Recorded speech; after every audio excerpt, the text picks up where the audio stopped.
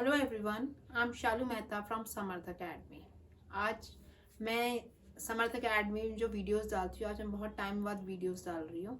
आज जो मेरी वीडियो का टॉपिक है regarding the situation the students are in dilemma, कि हमें जो है कैसे पढ़ना है, क्योंकि एग्ज़ाम जो है बहुत जल्दी मार्च में, अगर हम कहीं मार्च अप्रैल में आ रहे हैं तो students whether the exams will be happen और नॉट, क्योंकि वही नए नए हमारे वेरिएंट्स आ रहे हैं। और तो हमें कैसे प्रिपेयर करना है, how we have to prepare, जो एक बैलेंस है बच्चों के बीच में रिगार्डिंग द स्टडीज, वो कैसे मेंटेन करें भी नहीं। एमसीक्यूज बेस्ड पैटर्न आएगा या हमारा सब्जेक्टिव बेस आएगा, तो बच्चे उस चीज़ में हैं। बच्चे प्रिपेयर तो कर रहे हैं बोर्ड एग्जाम के लिए, पर बच्चे जो हैं टेंशन में भी हैं कि हम कैसे प्रिपेयर करें, और वही एग्जाम हमारे एमसीक्यू पैटर्न में आएगा नहीं। और वही कहीं ना कहीं प्रेशर पेरेंट्स पे भी है कि वो अपने बच्चों से कैसे डील करें, कैसे उनको हैंडल करें, कि उस प्रेशर में कैसे उससे निकले। तो कुछ बातें जो मैं बताना चाहती हूँ रिगार्डिंग कि कैसे आप, इसमें मैं टिप्स नहीं कहूँगी, इसमें मैं एक सजेशंस कहूँगी जो मैं देना चाहती हूँ कि कैसे एक पेरेंट बच्चों के साथ डील करें, और कैसे बच्चे जो हैं अपने पीयर ग्रुप में के कैसे सबके साथ जो है बैलेंस मेंटेन करें। जैसे हम बात करते हैं कि आज के टाइम पे बच्चे दिसंबर में उन्होंने फर्स्ट टाइम एग्जाम दिया, जो फर्स्ट टाइम हमारी कंट्री में पैटर्न हो रहा है कि टर्म 1 एंड टर्म 2 जो हो रहा है बोर्ड एग्जाम्स में, तो बच्चे ने अभी टर्म 1 का एग्जाम दिया और उसके बाद दो आ गया था कि जनवरी में रिजल्ट आ जाएगा। जनवरी का 20 अगर हम देखें 30th हो गई और अब तक रिजल्ट नहीं आया। स्टिल बच्चे जो हैं अभी कह रहे हैं कि रिजल्ट आएगा या नहीं आएगा, और आगे कैसा रहेगा हमें नहीं पता। कई बच्चे कहते हैं कि पेपर ना हो सेकंड टर्म, बस ऐसे ही हो जाए on the base of last 2 year जैसे हो रहा था, उसके बेस पे बच्चों को पास कर दिया जाए। फिर आया कि बच्चों का कोई फेल नहीं होगा, इस टर्म में सब पास किए जाएंगे। उसके कहीं ना कहीं बच्चों में एक प्रेशर सा जो है वो कम होता जा रहा है कि हमें कैसे जो है पढ़ना है या कि नहीं पढ़ना है। उसके बाद जो तीसरी चीज आती है, बच्चा कहना चाहता है हम पढ़े कैसे, वही एमसीक्यू से बेटर था, कहीं कहते हैं नहीं सब्जेक्टिव बेटर, तो हमें कैसे प्रिपेयर करना है। क्योंकि जब गाइडलाइंस आई है सीबीएसई की, तो उन्होंने कहा है कि तो सब्जेक्ट अगर हम होगा तो सब्जेक्टिव वाइज ही होगा, जहाँ पे 1 मार्क क्वेश्चन होंगे, 2-3 मार्क्स के क्वेश्चन और लॉन्ग क्वेश्चन जैसे कहा जाता है वो होंगे, और 2 आवर्स का जो एग्जाम होगा और सब्जेक्टिव बेस पे होगा। पर अगर सिचुएशन वर्स्ट हो जाती है, जिसमें केसेस अगर बढ़ जाते हैं, तो सेम वही पैटर्न रहेगा, जिसमें 90 मिनट्स का पेपर रहेगा और एमसीक्यूज बेस्ड जो है पेपर रहेगा। फिर आती है कि हमें कैसे अपने वो टर्म को जो कैसे अपने सब्जेक्ट्स को लिए प्रिपेयर करना है। तो मैं बस यही कहना चाहूंगी कि आप जैसे पढ़ रहे थे आप वैसे ही पढ़िए। देखिए मैथ्स है, मैथ्स पढ़ने का कोई शॉर्टकट नहीं है। मैथ्स में आपको वही फॉर्मुलेज लर्न करने हैं। मैथ्स करने के लिए आपको प्रॉपर प्रैक्टिस करनी है। सेम बात आती है अकाउंट्स की, जहाँ पे कॉमर्स अगर हम स्ट्रीम की बात करें जहाँ प्रैक्टिकल बेस्ड है, सिर्फ हमारा एक बीएसटी और इंग्लिश जैसे रह जाता है, वो थियोरेटिकल सब्जेक्ट्स हैं। ऐसे ही अगर हम बात करें हमारा जहाँ पे नॉन मेड और मेड की बात करते हैं, और हम बाकी स्ट्रीम्स की बात करते हैं जहाँ पे आपका पॉलिटिकल साइंस ह्यूमैनिटीज आ जाती है, तो ये चीजें आती है जहाँ पे हम वैसे ही पढ़ें जैसे हम पढ़ते हैं। अब देखिए एक बात होती है, बच्चों ने कहीं ना कहना शुरू कर दिया 12th में, तो अगर कॉलेज में एंट्रेंस है तो वो आपके एंट्रेंस के बेसिस पे आपको कॉलेज में एडमिशन होगा, तो 12th के मार्क्स मैटर नहीं करते। सी you are not doing any subject, you are not taking any stream just for your time pass or for just for marks, you are doing it for your knowledge, ताकि आगे long term में आपको वो help कर सके। If you have taken commerce और आपने जो है कि मेरा एक स्कोप है मुझे सीए बनना है, और आपने ह्यूमैनिटीज ली कि मुझे लॉ करनी है, मुझे इंग्लिश ऑनर्स करनी है, इकोनॉमिक्स ऑनर्स समथिंग कुछ भी करना है, मेडिकल लिए कि मुझे डॉक्टर बनना है, नॉन मेडिकल मुझे इंजीनियर बनना है, तो आप 11th-12th के मार्क्स के बेसिस पे पढ़ाई नहीं कर रहे, आप पढ़ाई कर रहे हो लॉन्ग बेसिस पे जहाँ पे आपका फोकस है। तो मैं एक बच्चे जो अपने फोकस से दूर हो गए, मैं उनसे बस ये कहना चाहती हूँ अपने फोकस पे डिटरमाइन करें, आप मार्क्स पे मैटर मत करें। देखिए ये सिचुएशन वर्स्ट है आज के टाइम में। मैंने कई बच्चों से सुना है स्कूल्स में क्या पूछा जा रहा है कि आपके अकेडमीज में आपके ट्यूशन में कौन सा चैप्टर चल रहा है, आप वहां कर रहे होगे, और they are not at all sincere about the studies of the students. I am not talking about the all the schools, I am talking about some school जो ऐसा कर रहा है। देखिए ये सिचुएशन सबके साथ आई है, जहाँ पे बच्चों भी बहुत कॉप अप कर रहे हैं, जहाँ टीचर्स भी बहुत कॉप अप कर रहे हैं, जहाँ पे पेरेंट्स भी बहुत कॉप अप कर रहे हैं। तो एक जरूरत है उन सबको साथ में चलने की। फिर आती है बात पेरेंट्स की। पेरेंट जो है वो कहते हैं कि यार हमने भी पैसे ही पढ़ा था, तुम क्यों नहीं पढ़ते। See the situation is quite different. जो हम पढ़ते थे और जैसे हम पढ़ते थे वो इन्वायरमेंट बिल्कुल डिफरेंट था, जहाँ पे कोई ऐसी सिचुएशन नहीं थी। आज के टाइम में सिचुएशन इतनी वर्स्ट आ गई, जैसे अक्टूबर नवंबर में बोला गया था स्कूल खुल जाएंगे, सब कुछ हो गया था, नॉर्मल सिचुएशन आ गई थी। फिर अचानक से जनवरी में ड्रास्टिक जब आया कि एक ब्लास्ट हुआ और ओमिक्रॉन आया, फिर आया कि एक नया वेरिएंट आ रहा है। तो we are living in such situation जहां हम डर डर के हम आगे चलते हैं, और मुड़ के फिर हम यू टर्न पे वहीं पर आ जाते हैं। फिर हम उस पोजीशन में थोड़ा आगे बढ़ते हैं, हम यू टर्न लेकर फिर वहीं पहुंच जाते हैं। पिछले 2 साल से हम वहीं कर रहे हैं, वहीं घूम रहे हैं, और वहीं कर रहे हैं कि हम कर क्या रहे हैं। देखिए ये सिचुएशन सबके साथ है।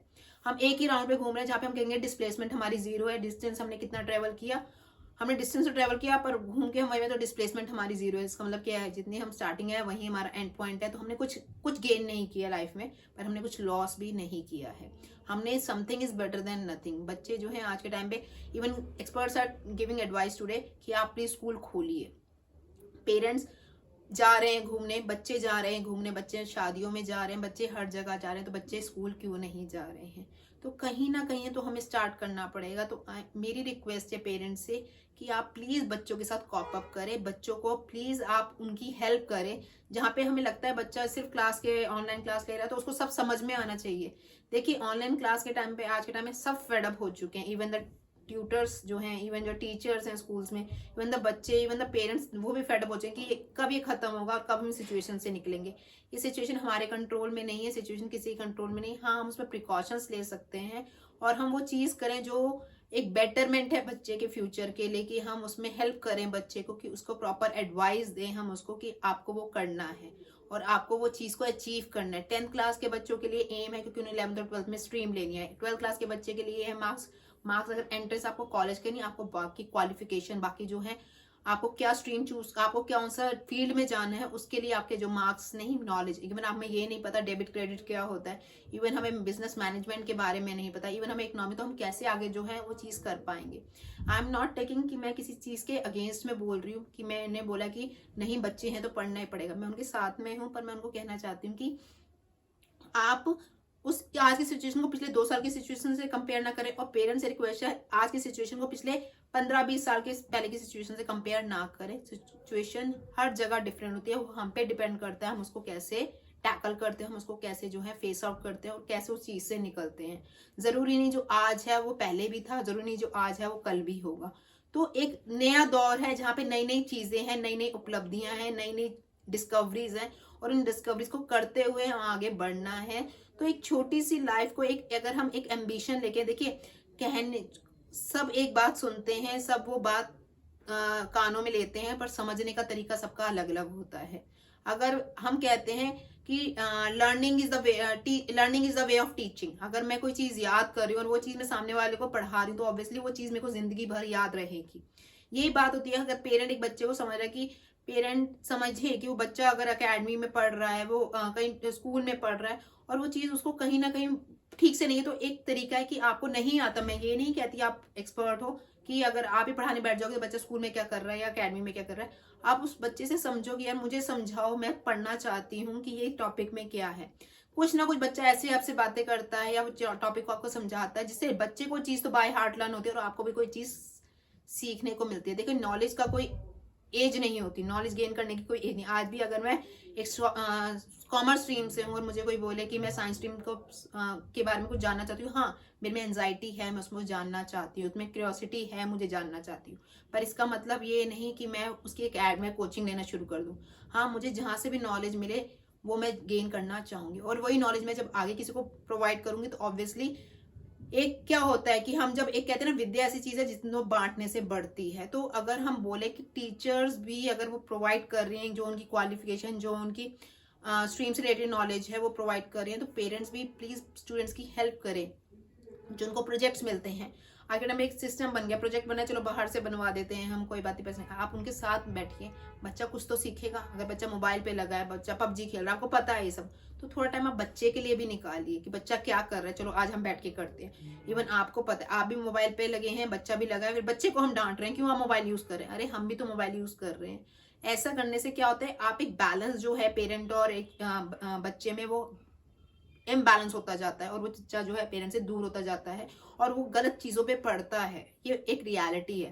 पर अगर बच्चे इस चीज को समझे कि हमें चीजों को खत्म, पेरेंट को समझना चाहिए कि बच्चे को इस चीज से दूर करना है, तो बच्चे को अपनी तरफ लाना पड़ेगा। तो बच्चे को लाने के लिए आपको वो बातें भी कई बार सुननी पड़ती हैं जो आपने कभी सुनी नहीं होती। इन द सेंस ये नहीं कहती कि बच्चा आपके लिए कुछ गलत कहता है, वो चीजें जो आपकी स्ट्रीम से रिलेटेड नहीं वो भी आप सुनते हो, तभी आप बच्चे को समझते हो हाँ हमारा बच्चा उस कैलिबर में है कि उसको ये चीज पता है। जिसमें एक बच्चे में कॉन्फिडेंस होगा, उसको एक बूस्टअप मिलेगा, yes parents are with me, tutors are already with me, teachers are with me और स्कूल मैनेजमेंट विद मी, तो वो चीज जो है वो करना नहीं चाहता फिर भी वो करेगा।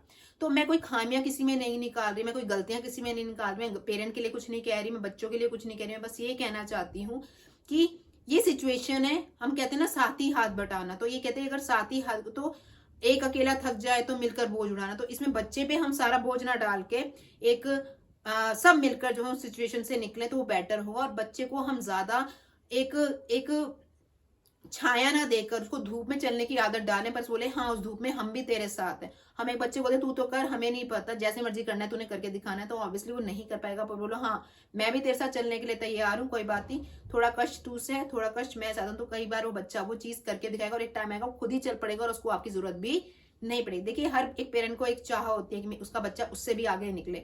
तो वो एक चाह करने के लिए आपको कई इच्छाएं मारनी भी पड़ती हैं। तो इच्छाएं खत्म करने के लिए आप बहुत कुछ करते हैं। पेरेंट जो है अपने बच्चों के लिए वो चीजें प्रोवाइड करते हैं जो वो खुद अपनी अपनी अपनी जरूरतों को खत्म करके बच्चों की नेसेसिटीज को प्रोवाइड किया जाता है। तो सिर्फ ये कहते हैं एक छोटी सी गुंजाइश और है कि हम इस चीज को निकले तो ये चीज पॉजिटिव वे में आ सकती है। और प्लीज बच्चे भी उस चीज को समझे, if our parents are doing something for us, तो हमें भी उनके लिए कुछ करना है, हमें भी उनके लिए एक एसेट बनना है, ताकि हम उन्हें उनके लिए लाइबिलिटी नहीं बने कि जिंदगी भर वो रोते रहे कि हमने हमारा बच्चा क्या बन गया। वो खुश होकर दिखाएं ये हाँ ये हमारा बच्चा और उसने जिंदगी में कुछ करके दिखाया और अपनी एफर्ट्स के बेस पर करके दिखाया है।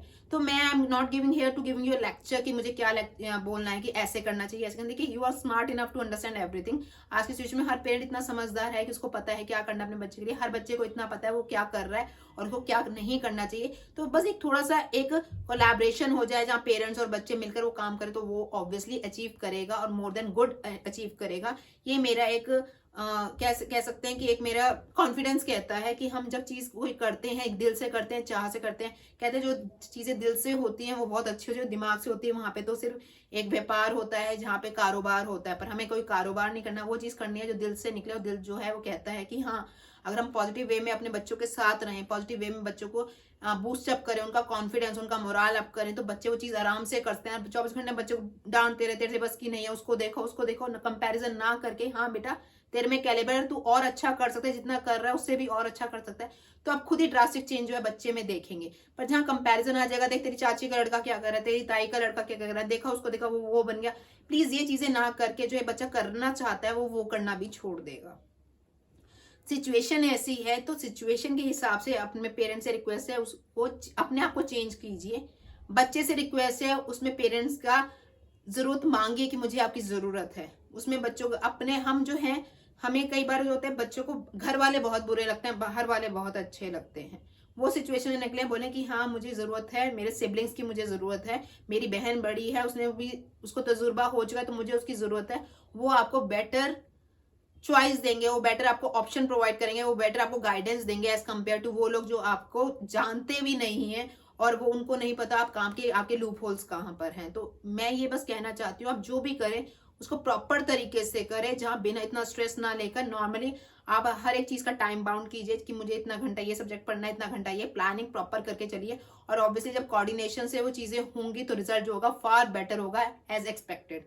तो इस वीडियो के थ्रू मैं बस ये बताना चाहती हूँ कि बच्चे अब स्ट्रेस में ना रहें कि हमें कैसे पढ़ना है। बस ये रखिए जैसे आप नॉर्मली पढ़ते हैं वैसे पढ़ना है। नॉर्मली का मतलब ये नहीं कि 24 घंटे से 1-2 घंटे पढ़ना है, आपको जो है 8-8 घंटे भी पढ़ना है और प्रॉपर टाइम डिवोट करना है अपनी स्टडीज के लिए। और आपको बेटर मार्क्स लाने हैं ताकि वो मार्क्स लेकर जब आगे आप कॉलेज में एंट्रेंस के लिए जाएं तो वो आपको नॉलेज हो और उसमें आप इजिली मार्क्स लेके एक कॉलेज में जो है आपको सीट जो है रिजर्व रखें, ना कि आप कोटाज ढूंढे कि कौन से कोटे के बेस पे मुझे वो सीट लेनी है। तो knowledge is far better than, कहा जाता है ना जब नॉलेज होती है तो पैसा अपने आप आता है। पैसे के पीछे मत भागिए, नॉलेज होगी तो पैसा अपने आप आपके पास आएगा, लोग आपके पास आएंगे।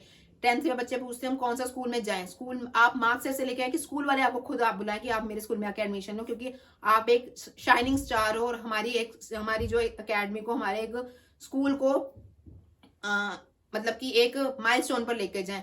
तो कोई भी एकेडमी टीचर से नहीं चलती, एकेडमी चलती है बच्चों से, स्कूल चलता है बच्चों से। ऑब्वियसली जो बच्चे अच्छे लेकर आते हैं वो स्कूल का नाम रोशन होता है, तो एक घर का नाम भी रोशन उनके बच्चों से ही होता है। तो एक बच्चे ही हैं जो हर जगह ये चीज कर सकते हैं। तो मेरी रिक्वेस्ट है please please please be positive और वो चीज कीजिए जो आप दिल से करना चाहते हैं। और पेरेंट्स से भी रिक्वेस्ट है कि अपने बच्चों का साथ दीजिए। एक छोटी सी बात के थ्रू मैं ही कहना चाहती हूँ, अगर हम ये सब करें तो हम वो चीजें भी कर सकते हैं जो हम कभी सोच भी नहीं सकते कि वो हमारा बच्चा कहाँ तक पहुंच गया। कहा जाता है ना बुलंदियों को पहुंचने के लिए आपको कुछ ना कुछ करना पड़ता है। तो वो बुलंदियां जो अगर पहुंचनी है तो उसमें वो एफर्ट्स हैं वो और पेन जो होंगी वो आपको दिखेंगी भी नहीं जब आप वो चीज को अचीव कर जाएंगे। हर सक्सेस की एक स्टोरी होती है, फेलियर की कोई स्टोरी नहीं होती। तो इस चीज़ से मैं कंक्लूड करना चाहती हूँ कि बस आप इस वीडियो के थ्रू, बस ये एक माध्यम है जिसमें बताना चाहती हूँ कि प्लीज़, एक रिक्वेस्ट है कि please support your children, and it request to the children कि प्लीज़ आप अपने पेरेंट्स की हेल्प लीजिए और उनके साथ कोऑपरेट करके जो है प्यार से वो चीज़ अचीव कीजिए जिसका आपने सपना देखा है, जो आपका ड्रीम है वो फुलफिल हो। यही मेरी एक आशा है। Thank you and have a nice day. And please इस वीडियो को सब्सक्राइब करें और आप प्लीज़ इस वीडियो को लाइक करके आगे शेयर कीजिए। Thank you and have a nice day.